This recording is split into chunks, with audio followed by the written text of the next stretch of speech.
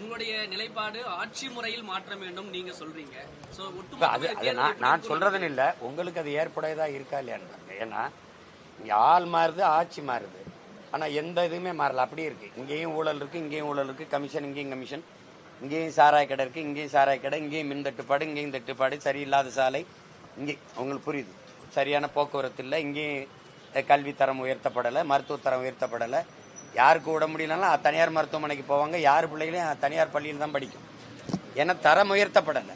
அப்ப இதுல எந்த மாறுதலும் வரல. ஆட்சி முறையில மாறணும் தம்பி. இப்ப நீங்க ஊழல் செஞ்சிட்டீங்க, லஞ்சம் பெற்றுட்டீங்கன்னா பணியிட மாற்றம், பணியிட நீக்கம் இல்ல, பணி நீக்கம். அப்பதான் அது கட்டுக்குள்ள வரும், அப்பதான் சரியா வரும். அப்ப நான் என்ன நினைக்கிறேன், கல்வி மருத்துவம் இதையெல்லாம் தரமா கொடுத்துட்டேன் என் நாட்டு குடிகளுக்குன்னா உங்களுக்கு செலவு மிச்சமாயிருது. நீங்க ஒரு காவல்துறை அதிகாரி, உங்க பிள்ளைய நான் நல்லா படிக்க வச்சிடறேன், நல்லா படிக்க வச்சிடறேன். அது நாட்டின் செல்வம் இல்ல, வீட்டின் செல்வம் இல்ல, நாட்டின் செல்வம்னு படிக்க வச்சிடறேன். உங்கள் தாய்க்கு முடியல, அவள் வீட்டின் தாய் இல்ல, நாட்டின் தாய், தேசத்தின் தாய்னு நான் மருத்துவம் பார்த்துறேன். ₹1 1 கோடி வேற நான் வைத்தியம் பார்க்கிறேன். அப்ப அந்த செலவு தரமான மருத்துவத்தை கொடுத்துறேன். அப்ப உங்களுக்கு செலவு மிச்சம். அப்ப நீ 26 சம்பளம் வாங்கினீங்கன்னா மேல உங்களுக்கு வருவாய்க்கு அதிகமா கைவிட்டு பெற வேண்டிய தேவையில்லாம போயிருது.